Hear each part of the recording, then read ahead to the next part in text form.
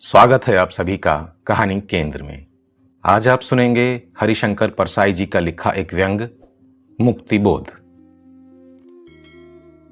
भोपाल के हमीदिया अस्पताल में मुक्तिबोध जब मौत से जूझ रहे थे, तब उस छटपटाहट को देखकर मोहम्मद अली ताज ने कहा था, उम्र भर जी के भी न जीने का अंदाज आया, जिंदगी छोड़ दे पीछा मेरा, मैं बाज आया। जो मुक्तिबोध को निकट से देखते रहे हैं, जानते हैं कि दुनियावी अर्थों में उन्हें जीने का अंदाज कभी नहीं आया, वरना यहां ऐसे उनके समकालीन खड़े हैं जो प्रगतिवादी आंदोलन के कंधे पर चढ़कर नया पथ में फ्रंट पेजित भी होते थे। फिर पंडित द्वारका प्रसाद मिश्र की कृष्णायन का धूप दीप के साथ पाठ करके फूलने लगे और अब जनसंघ की राजमाता की जय बोलकर फल रहे हैं। इसे मानना चाहिए कि पुराने प्रगतिवादी आंदोलन ने भी मुक्तिबोध का प्राप्य नहीं दिया, बहुतों को दिया। कारण जैसी स्थूल रचना की अपेक्षा उस समय की जाती थी, वैसी मुक्तिबोध करते नहीं थे। न उनकी रचना में कहीं सुर्ख परचम था, न प्रेमिका को प्रेमी लाल रुमाल देता था, न वे उसे लाल चूनर पहनाते थे। वे गहरे अंतर्द्वंद और तीव्र सामाजिक अनुभूति के कवि थे। मजे की बात है कि जो निराला की सूक्ष्मता को पकड़ लेते थे, वे भी मुक्तिबोध की सूक्ष्मता को नहीं पकड़ते थे। दूसरी तरफ के लोग उनके पीछे विच हंटर लगाए थे। उनके उबड़ खाबड़ से अभिजात्य को मतली आती थी। वे उनके दूसरे खेमे में होने की बात को इस तरह कहते थे जैसे a good man fallen among Fabians. ऐसा भी नहीं है कि मुक्तिबोध को समझने वाले लोग नहीं थे, पर निष्क्रिय ईमानदार और सक्रिय बेईमान मिलकर एक षड्यंत्र सा बना लेते हैं। मजे की बात यह है कि प्रगतिवादी सत्ता प्रतिष्ठान के नेता भी, जिन्हें प्रतिक्रियावादी कहते थे, उन्हीं की चिरौरी करके उन्हें अपने बीच सम्मान से बिठाकर रिस्पेक्टेबिलिटी प्राप्त करते थे। मगर जो अपना था उसे अवहेलित करते थे। वो तो अपना है ही, उसकी नियति तय है, वो कमबख्त कहां जाएगा। पूर्वी यूरोप से साहित्य के आयात निर्यात की जो फर्म है, उसके माल की लिस्ट में भी मुक्तिबोध की एक लाइन नहीं थी। हाँ, उन्हें बराबर भेजा जाता रहा जिन्हें घर में फासिस्ट कहा जाता रहा है। मुझे याद है जब हम उन्हें भोपाल के अस्पताल में ले गए और मुख्यमंत्री की दिलचस्पी के कारण थोड़ा हल्ला हो गया। पत्रकार मित्रों ने भी प्रचार किया। तब कुछ लोग जो साहित्य की राजधानियों के थे या वहां से बढ़कर आए थे, ये कहते थे कि हम प्रांतीयता से ग्रस्त लोग उसे हीरो बना रहे हैं। हम लोग प्रोविंशियल संस्कार के लोग कहलाते थे। प्रोफेसरान और ऊंचे लेखक उन्हें देखने शुरू में इसलिए नहीं आते थे कि कहीं प्रयाग, दिल्ली और कलकत्ता में बदनामी न फैल जाए कि हम प्रोविंशियल में दिलचस्पी ले रहे हैं। प्रयाग और दिल्ली वालों ने जब गेट पास दे दिया और अदीब ने टाइम्स ऑफ इंडिया में अंग्रेजी में तारीफ कर दी, तब इनका दिलचस्पी लेने का साहस बढ़ा। बाद में तो लेख के शुरू में मुक्तिबोध की पंक्तियां मंगलाचरण के रूप में लिखने लगे। वंदो वाणी विनायको होने लगा। ये सब बाय द वे। मुझसे तो नामवर जी ने कुछ संस्मरणात्मक लिखने को कहा है। संस्मरणात्मक कुछ भी लिखने में अपने को बीच में डालना पड़ता है, ये सावधानी बरतते हुए कि उनके बहाने अपने को प्रोजेक्ट न कर दूं। कुछ चीजें लिखता हूं। गो सफल संस्मरण का वही गुण है जिससे मैं बचना चाहता हूं।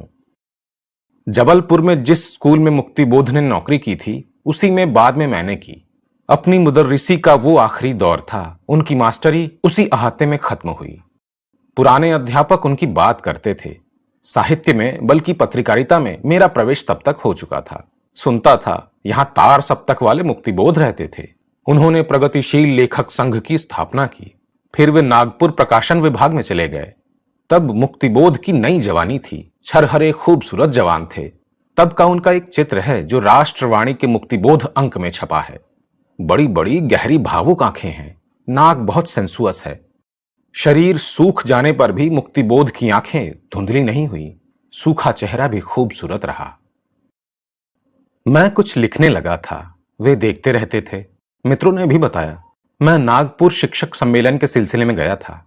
एक मित्र उनसे मिलाने शुक्रवार स्थित शायद उनके मकान में ले गए। सच कहूं, मुझे मुक्तिबोध से डर लगता था। मित्रों प्रशंसकों में वे महागुरु कहलाते थे। एक आतंक मेरे ऊपर था। मैं अपने अज्ञान में सिकुड़ा सिकुड़ा पहुंचा। वे दरी पर पालथी मारे बैठे थे। पास पानी का लोटा और उस पर प्याला। हम लोग दरी पर बैठ गए। मुझसे बोले, आइए साहब आइए। निहायत औपचारिक दो चार मामूली बातें हुई। ये जानकर कि मैं शिक्षकों के श्रम संगठन के काम से आया हूं, उन्होंने आंखें फाड़कर गौर से देखा। मुझसे न लिखने की बात की, न कोई तारीफ। चाय जरूर पिलाई। आगंतुकों के बहाने खुद चाय पीने का मौका वे चूकते नहीं थे। ये मुलाकात बहुत सुखी रही। मुक्तिबोध मुझे शंका से देख रहे थे, जांच रहे थे। वे एकदम गले किसी से नहीं मिलते थे। प्रकृति से वे शंकालु थे। किसी को जैसा तैसा स्वीकार नहीं करते थे। बाद के अनुभव और अकेलेपन ने ये शंका की प्रवृत्ति और बढ़ा दी थी। राजनांदगांव में वे कई लोगों की कल्पना में न जाने कैसी कैसी तस्वीरें बनकर परेशान हुआ करते थे। दिल्ली, कलकत्ता, प्रयाग के बहुत से लोगों की इतनी अतिरंजित तस्वीर वे बनाते थे कि लगता ये सब विकट शैतान हैं, जबकि वे अपने काम में लगे तटस्थ लोग थे। शंका व असुरक्षा की भावना इतनी तीव्र हो उठी थी बाद में कि वो भयावह कल्पना करने लगते थे कि अमुक अमुक लोग मेरे खिलाफ षड्यंत्र कर रहे हैं, जबकि उन्हें अपना भला करने से भी इतनी फुर्सत नहीं मिलती थी कि उनका बुरा करें। उनके मित्रों को यह नहीं मालूम था कि मुक्तिबोध भयंकर शैतान के रूप में उनकी कल्पना कर चुके हैं। सामान्य आदमी का वे एकदम भरोसा करते थे, लेकिन राजनीति और साहित्य के क्षेत्र के आदमी के प्रति शंकालु रहते थे। कोई महज ही उनके समीप होना चाहता था या उनकी मदद करना चाहता तो शंकित हो जाते। कहते, पार्टनर, इसका इरादा क्या है? ज्यों-ज्यों उनकी मुसीबतें बढ़ती गईं, ज्यादा कड़वे अनुभव होते गए। उनके कई विश्वसनीयों का चारित्रिक पतन होता गया। उनकी शंका बढ़ती गई। वे अपने को असुरक्षित अनुभव करते गए। अंत के 1-2 साल तो वे अपने चारों तरफ डर के कांटे लगाकर जीते थे। उन्हें लगता कोई भयंकर षड्यंत्र चारों तरफ से उन्हें घेर रहा है। यह स्थिति बहुत तीव्र हो गई जब सरकार ने उनकी पुस्तक पर प्रतिबंध लगाया। इस बात को आगे लिखूंगा। नागपुर में 4-5 दिन रहकर भी मैं उनसे दोबारा नहीं मिला। उन्होंने भी कोई ऐसी इच्छा नहीं की। ये सीधा कहलाने वाला आदमी कुछ मामलों में बड़ा काइयां था। वो चुपचाप बैठा जांच रहा था। आगे साल भर तक कोई संबंध नहीं रहा। एक दिन नया खून का ताजा अंक खोला तो 3 कॉलम की एक टिप्पणी का शीर्षक था, थाट और परसाई की स्पिरिट में अंतर है। टिप्पणीकार गजानन माधव मुक्तिबोध। मेरी एक कहानी का अनुवाद थाट ने छापा था। मुक्तिबोध ने थाट की राजनीति बतलाई थी और मेरी कहानी को जैसे मिसफिट कहा था। चेतावनी दी थी कि ये पत्र प्रचार और पैसे का लोभ देकर किसी बनते लेखक को फंसाते हैं। मेरी उस कहानी का अर्थ थाट ने साम्यवादी व्यवस्था में रेजिमेंटेशन के संदर्भ में लगाकर छापा था। यूं मेरी एक फैंटेसी को पांचजन्य ने पौराणिक कथा समझकर धर्मार्थ उद्धृत कर लिया था। अपनी समझ का उपयोग करने का हर एक को हक है। मैंने उन्हें नहीं लिखा, वे भी चुप रहे। सालेक बाद जब वसुधा निकालने की योजना बनी तो मैंने उन्हें पत्र लिखा। वे भरे बैठे थे। बड़ा लंबा पत्र आया। लिखा था कि नया खून की उस टिप्पणी के बाद यहां लोगों ने मुझसे बार बार कहा कि आपको बहुत बुरा लगा है। मैं दूर हूं, लोगों से संपर्क होता नहीं है, सुनता रहता हूं। सोचा सीधे आपसे बात कर लूं। मैं साफ बात करना पसंद करता हूं। आप मुझे साफ बताइए कि क्या उस टिप्पणी से आपको बुरा लगा। मैं समझ गया कि मेरी उनकी निकटता को घटित ना होने देने में किन्हीं लोगों ने अपना फायदा देखा होगा। अपना फायदा देखने का भी हर एक को हक है। बाद में पता चला कि इन लोगों ने अपने समकालीनों के लिए खुफिया विभाग भी खोल रखा था और जगह जगह एलची नियुक्त कर रखे थे। हमारे मित्र प्रमोद वर्मा जब तबादले पर जबलपुर आए तब उन्हें हेड ऑफिस से चिट्ठी मिली थी कि यहां किससे संबंध रखना है और किससे नहीं, इस बारे में अमुक से हिदायत ले लो। प्रमोद ने लिख दिया था कि शत्रु और मित्र मैं खुद बनाता हूं। उस चिट्ठी को मुक्तिबोध के सामने हम लोगों ने पढ़ा और खूब हंसते रहे। खैर, ये स्थानीय मधुर पॉलिटिक्स की बातें हैं, मगर परिवेश से कटकर आदमी रह नहीं सकता। मुक्तिबोध जैसे पारदर्शी सच्चाई के सरल आदमी को अपने आसपास की ये अविश्वसनीयता और अकेलापन दे देती थी। कामायनी एक पुनर्विचार को छापने के लिए एक पुस्तक विक्रेता मित्र शेष नारायण राय राजी हो गए। वे पेशे से प्रकाशक नहीं हैं, पैसा लगा देने को तैयार थे। मुक्तिबोध जी पर उनकी श्रद्धा थी। तब मुक्तिबोध को कोई प्रकाशक नहीं मिला था। पुस्तक की कंपोजिंग चल रही थी तब वे जबलपुर आए। 3 दिन हो गए पर उन्होंने न किताब की बात की न राय से मिलने की इच्छा। पहले तो रात दिन पुस्तक छापने की लौ लगी रहती थी और अब ये विराग। मैंने कहा, आप प्रकाशक से तो मिल लीजिए, वे यहीं पास में रहते हैं। मुक्तिबोध खिन्न भाव से बोले, मिल लेंगे पार्टनर, कोई उससे मिलने थोड़े ही आए हैं। मैंने कहा, सच बताइए मामला क्या है। वे बोले, अब तो पांडुलिपि दे ही चुके हैं। अमुक साहब कह रहे थे कि आप बुरे फंस गए। वो राय तो बहुत खराब आदमी है। खैर, मैंने राय से कहा। राय हंसा। कहने लगा, वही साहब मुझसे कह गए थे कि तुम पैसा पानी में डाल रहे हो, उस किताब को कौन खरीदेगा। मुक्तिबोध उनका विश्वास करते थे। वे बड़े हैरान हुए। कहने लगे, आखिर उसने ऐसा किया क्यों। बाद में राय ने उन्हें रुपए पेशगी दिए। दुकान से वो कुछ किताबें भी ले गए। बहुत गदगद थे। ऐसे मौकों पर वे बच्चे की तरह हो जाते थे। वाह पार्टनर, आपका ये राय भी मजे का आदमी है। उसने इतने रुपए दे दिए। अगर उन्हें किसी से मुश्किल से 100 रुपए मिलने की उम्मीद है और वो 200 रुपए दे दे तो वो चकित हो जाते। कहते, पार्टनर ये भी बड़े मजे की बात है, उसने 200 रुपए दे दिए। इतने रुपए कोई कैसे दे सकता है। इस पुस्तक का प्रकाशन वो अपने ऊपर एहसान मानते थे। राजनांद गांव से उन्होंने राय को अंग्रेजी में एक चिट्ठी लिखी जो कोई लेखक प्रकाशक को नहीं लिखेगा। लिखा था, पुस्तक अच्छी छपनी चाहिए। मैं आपको लिख कर देता हूं कि मुझे आपसे एक भी पैसा नहीं चाहिए, बल्कि आपका कुछ ज्यादा खर्च हो जाए तो मैं हर्जाना देने को तैयार हूं। राजनांद गांव में वे अपेक्षाकृत आराम से रहे। शरद कोठारी तथा अन्य मित्रों ने उनके लिए सब कुछ किया, पर वे बाहर निकलने को छटपटाते थे। वे साल में 1-2 बार किसी सिलसिले में जबलपुर आते और खूब खुश रहते। रंगीन सपने में डूबते हुए कहते, पार्टनर, ऐसा हो कि एक बड़ा सा मकान हो, सब सुविधाएं हों, कोई चिंता ना हो। वहां हम कुछ मित्र रहें, खूब बातें करें, खूब लिखें पढ़ें और जंगल में घूमें। फिर कहते, आप राजनांद गांव आइए, वहीं कुछ दिन रहिए। बहुत बड़ा मकान है, कोई तकलीफ नहीं होगी। No no, I invite you. Muktibodh की आर्थिक दुर्दशा किसी से छिपी नहीं थी। उन्हें और तरह के क्लेश भी थे। भयंकर तनाव में वे जीते थे, पर फिर भी बेहद उदार, बेहद भावुक आदमी थे। उनके स्वभाव के कुछ विचित्र विरोधाभास भी थे। पैसे पैसे की तंगी में जीने वाला ये आदमी पैसे को लात भी मारता था। वे पैसा देने वाली पत्रिकाओं में लिखकर आमदनी बढ़ा सकते थे, पर लिखते नहीं थे। कहते, अपनी पत्रिका में लिखेंगे, बस मुझे कागज दे दीजिए। यूं वे बहुत मधुर स्वभाव के थे। खूब मजे में आत्मीयता से बतियाते थे। मगर कोई वैचारिक चालबाजी करे या ढोंग करे तो मुक्तिबोध चुप बैठे तेज नजर से उसे चीरते रहते। उस वक्त उनके ओंठ किसी बदमाश स्कूली लड़के की तरह मुड़ जाते। आपस में मित्रों से एक रस हो जाते, मगर तभी वर्ग चेतना जाग उठती तो अजनबी होने लगते। जबलपुर आए तो मेरे घर पर एक मित्र हनुमान वर्मा से मुलाकात हुई। हनुमान कॉलेज में पढ़ाते हैं, खूब यारबाश आदमी हैं। 2-3 दिन खूब मजे में उनसे मुक्तिबोध की जमती रही। फिर हनुमान अपने घर ले गया। वहां अच्छा सा सोफा था, डाइनिंग टेबल भी थी। मुक्तिबोध को खटका लग गया। वे शिष्ट व्यवहार करने लगे। लौटते वक्त रास्ते में मुझसे बोले, पार्टनर, इस आदमी से अपनी कैसे पट सकती है। उसका सोफा देखो, डाइनिंग टेबल देखो। ये अपनी दुनिया का आदमी नहीं है। He belongs to a different world. मैंने कहा, 600-700 ही पाता है वो, अपनी ही दुनिया का आदमी है। पर यह बात गले में उतरने में देर लगी। वर्ग चेतना के तीव्र बोध की 1-2 घटनाएं दिलचस्प हैं। मुझ पर एक प्रकाशक ने कॉपीराइट का मुकदमा चला दिया था। मुक्तिबोध आए हुए थे। दिसंबर का महीना था। भोजन करके वे सामने के मैदान में बैठे थे।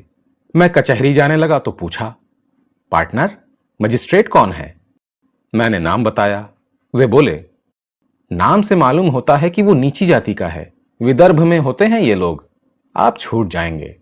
मैंने ये पूछा, ये अंदाज आपको कैसे लगा। उन्होंने कहा, वो नीची जाति का है ना, उसकी वर्ग सहानुभूति लेखक के प्रति होगी, प्रकाशक के साथ नहीं। संयोग से मुकदमा खारिज भी हो गया। एक साहित्य समारोह में एक वयोवृद्ध ब्राह्मण आचार्य थे। विवाद की स्थिति थी ही। आचार्य के मातहत एक अध्यापक ने भी भाषण में आचार्य जी का समर्थन किया। बाद में मुक्तिबोध अकेले में हम लोगों से बड़ी गंभीरता से बोले, वो जो अध्यापक है ना, उसकी सहानुभूति हमारी तरफ है। नौकरी के लिए आचार्य की बात बोल रहा था। वो जाति का अहिर है ना, वो हमारा साथ देगा, ब्राह्मण आचार्य का नहीं। पर एक दूसरे मौके पर दूसरी ही तरह की बात कहकर उन्होंने हमें चौंकाया। एक आदमी बड़ा ओछा व्यवहार कर रहा था। हम सब लोगों की पीठ पीछे निंदा करता था। मुक्तिबोध सुनते सुनते बोले, पार्टनर, वो जात का लोधी है ना, इसलिए। मुक्तिबोध विचारों से आधुनिक, लेकिन इसके साथ ही व्यवहार में कई बातों में बिल्कुल सामंती। किसी को अपने घर में साग्रह खाना खिलाना, अपनी हैसियत से बाहर खातिर करना उनकी खास प्रकृति थी। लगता था कोई पुराने ठाकुर साहब हैं जिन्हें मूछें मुड़ाना पड़ेगा अगर मेहमान नवाजी में कमी आई। एक बार नागपुर में जब वे तीव्र ज्वर में नया खून के टिन के नीचे काम कर रहे थे, मैं पहुंच गया। भर दोपहर में पास की दुकान पर मुझे मिठाई खिला लाए, तब चैन पड़ा। मैंने बहुत मना किया, पर वे कहते, नहीं साहब, आप आए हैं, कुछ तो खाना पड़ेगा। पक्षाघात से पीड़ित थे। तब हम उन्हें भोपाल के लिए लेने पहुंचे। उस हालत में भी हड़बड़ा रहे थे कि इनके लिए क्या कर दिया जाए। कहने लगे, आप मेरे मेहमान हैं, आप मेरे यहां क्यों नहीं ठहरेंगे, कोठारी के यहां क्यों? कोठारी से भी शिकायत की। क्यों साहब, ये क्या हरकत है, इन्हें आपने रास्ते में ही क्यों रोक लिया? इसमें बनावट नहीं थी, उनकी सच्ची ममता थी, उनके आंतरिक संस्कार थे। वे नई से नई वैज्ञानिक उपलब्धि से मुग्ध होते थे, पर परिवार नियोजन के खिलाफ थे। परिवार नियोजन को पूंजीवादी सभ्यता की प्रवृत्ति मानते थे। विचारों के मामले में जितने सधे हुए, जिंदगी की व्यवस्था में उतने ही लापरवाह। स्वास्थ्य के प्रति अत्यंत असावधान थे। संबंधों में लचीले, मगर विचारों में इस्पात की तरह, कहीं कोई समझौता नहीं। पैसे पैसे के लिए तंग रहते थे, पर पैसे को लात भी मारते थे। कभी बिल्कुल निस्संग हो जाते, कभी मोहग्रस्त। मुक्तिबोध विद्रोही थे, किसी भी चीज से समझौता नहीं करते थे। स्वास्थ्य के नियमों और अर्थशास्त्र के सिद्धांतों से भी नहीं। उनकी राजनीति है, ये बात सर्वविदित थी। नागपुर में सरकारी नौकरियों में थे, तब उनके पीछे साम्यवाद विरोधी भूत लगे रहते। उनके विचारों ने कभी उन्हें नौकरी में ऊपर नहीं उठने दिया। राजनांदगांव के प्राइवेट कॉलेज की नौकरी उन्हें अनुकूल पड़ी। वहां उन्हें लोगों ने बड़े श्रद्धा प्रेम से रखा। मुक्तिबोध भयंकर तनाव में जीते थे। आर्थिक कष्ट उन्हें असीम थे। उन जैसे रचनाकार का तनाव साधारण से बहुत अधिक होगा भी। वे संतरास में जीते थे। आजकल संतरास का दावा बहुत किया जा रहा है, मगर मुक्तिबोध का 1/4 तनाव भी कोई झेलता तो उनसे आधी उम्र में मर जाता। मृत्यु से 2 साल पहले वे जबलपुर आए थे। रात भर बड़बड़ाते थे। एक रात चीख कर खाट से फर्श पर गिर पड़े। संभले तब बताया कि एक बहुत बड़ी छिपकली सपने में सिर पर गिर रही थी। उन दिनों उनकी पुस्तक भारत इतिहास और संस्कृति पर प्रतिबंध लग चुका था। वो पुस्तक कोर्स में लग चुकी थी। उसके खिलाफ आंदोलन कराने वाले मुख्यतः दूसरे प्रकाशक थे। आंदोलन में जनसंघ प्रमुख था। इसके साथ ही गैर सांप्रदायिक पत्रों के भी बिके हुए संपादक थे। जनसंघ उनके पीछे पड़ गया था। राजनांदगांव में उसके स्वयं सेवक उन्हें परेशान करते थे। उस वक्त विद्वान लेकिन अधिकारहीन राज्यपाल था और भ्रष्ट तथा मूर्ख मुख्यमंत्री। राज्यपाल ने 1.5 घंटे बात की, बात मानी भी, पर कहा, मैं क्या कर सकता हूं। मुख्यमंत्री के पोर्टिको के पास मुक्तिबोध घंटे भर खड़े रहे। वो बंगले से निकला तो ये बात करने आगे बढ़े। बात शुरू ही की थी कि बोला, उसमें अब कुछ नहीं हो सकता, पर आप मेरी बात को सुन लीजिए। वो बोला, मेरे पास इतना वक्त नहीं है, मुझे जरूरी काम है। जबलपुर लौटे तो बहुत टूटे हुए और बहुत क्रोधित। वो आदमी चट्टान जैसा था, लेकिन इस घटना ने उनके भीतर भय और असुरक्षा की भावना पैदा कर दी थी। वे बेहद उत्तेजित थे। इस प्रतिबंध से उन्हें अपार क्षति हुई। यदि पुस्तक चलती तो उन्हें इतनी रॉयल्टी मिलती कि सारा संकट खत्म हो जाता। व्यक्तिगत क्षति का आघात तो था ही, पर इस पूरे कांड को व्यापक राजनीतिक संदर्भ में देखकर वे बहुत त्रस्त थे। कहते थे, ये नंगा फासिज्म है। लेखक को लोग घेरें, शारीरिक क्षति की धमकी दें, इधर सरकार सुनने तक को तैयार नहीं। अभिव्यक्ति की स्वतंत्रता जा रही है, गला दबाकर आवाज घोंटी जा रही है। अंधेरे में कविता का यही रचनाकाल है। उन दिनों मुक्तिबोध बहुत आशंकाग्रस्त थे। छोटी से छोटी बात भी उन्हें विचलित कर देती थी। चाबी जिस जेब में रखी होने की उन्हें याद थी, अगर उस जेब में नहीं है तो वे सशंकित हो उठते थे, जैसे कोई बड़ा षड्यंत्र उन्हें घेर रहा है। उन दिनों वे बहुत उत्तेजित होकर घंटों बहुत जोर से बोलते रहते थे। गले की नसें तनी हुई साफ दिखती थीं, कनपटी लौकती थी, दम भर आता था और वे डबल स्ट्रांग चाय की मांग करते थे। अंतिम बीमारी के महीने भर पहले वे जबलपुर आए थे। हाथ और पांव में एक्जिमा था। पांव को धोकर नीम की पट्टी करते। बहुत दुर्बल हो गए थे, बहुत परेशान थे, पर शारीरिक और आर्थिक कष्ट की बात लगभग नहीं करते थे। रात को उन्होंने हम लोगों को अंधेरे में कविता सुनाई थी। 1.5 घंटे के पाठ के बाद वे शिथिल होकर बिस्तर पर लुढ़क गए थे। हम लोगों ने थोड़ी ब्रांडी देकर सुला दिया था। सुबह बोले, पार्टनर, दवा बहुत अच्छी थी। महीने भर बाद उन्हें पक्षाघात हो गया। आदमी ये सोचने को मजबूर है कि अगर ऐसा हो गया होता तो वैसा नहीं होता। बहुत से मित्र यहां सोचते हैं अगर वे तभी जबलपुर रुक गए होते तो बीमारी ना बढ़ती। यहां मेडिकल कॉलेज में उन्हें कुछ दिनों के लिए भर्ती करा देने का हम लोगों ने तय किया था, पर उन्हें बीमार पिताजी से मिलने नागपुर जाना था। वे कह गए थे कि महीने भर में मैं लौट कर आता हूं और कुछ दिन यहीं रहकर आराम करूंगा और इलाज करूंगा। पर महीने भर बाद उन्हें पक्षाघात हो गया। दिल्ली से जब मैं चल रहा था कि श्रीकांत के नाम उनके पत्र से यह खबर मिली। मुक्तिबोध अपनी बीमारी की भयंकरता जानते थे। वे जानते थे कि यह बीमारी प्राणांत भी कर सकती है। शारीरिक कष्ट उन्हें बहुत था। छोटे छोटे बच्चों के भविष्य की चिंता भी थी। रात कराहते बीतती थी। भोपाल के मित्र रात भर कमरे के बाहर बरामदे में बैठकर आई ग ओ मां और अग पत्नी को बुलाने के लिए सुना करते थे। पर मुक्तिबोध का उत्साह कम नहीं हुआ था। वे टूटे नहीं थे। संज्ञाहीन होने के पहले तक वे बीमारी की शिकायत लगभग नहीं करते थे। वे साहित्य और राजनीति की बातें करते थे, खूब उत्साह से बोलते थे। कभी हम उन्हें स्वास्थ्य के बारे में झूठा भरोसा दिलाते तो वे पलके नीची करके कहते, हाँ पार्टनर, ठीक तो हो ही जाएंगे। उनके भाव से हम समझने लगे थे कि ये आदमी जानता है कि ये लोग मुझे दिलासा दे रहे हैं। वे संकेत से बता देते थे कि मैं सब जानता हूं, मुझे क्यों बहलाते हो। अपनी तरफ बढ़ती मृत्यु को जो साफ देख रहा था, उसकी जिंदगी की जकड़ कम नहीं हुई थी। ये किसी भी तरह जीवन से अटके रहने का घटिया मोह नहीं था। सिगरेट और चाय के लिए अलबत्ता वे बाल हट जैसा करते थे, बाकी अपने बारे में कुछ नहीं। नेहरू जी की तबीयत कैसी है, देश की राजनीति किस ओर से गुजर रही है, साहित्य में इन दिनों क्या चला हुआ है, यही सब बातें वे करते थे। पीड़ा होती तो कराह देकर वे फिर वैसे ही नॉर्मल हो जाते थे। बीमारी से लड़कर मुक्तिबोध निश्चित जीत गए थे। बीमारी ने उन्हें मार दिया पर तोड़ नहीं सकी। मुक्तिबोध का फौलादी व्यक्तित्व अंत तक वैसा ही रहा। जैसे जिंदगी में किसी से लाभ के लिए समझौता नहीं किया, वैसे ही मृत्यु से भी कोई समझौता करने को तैयार नहीं थे। वे मरे नहीं, हारे नहीं। मरना कोई हार नहीं होती।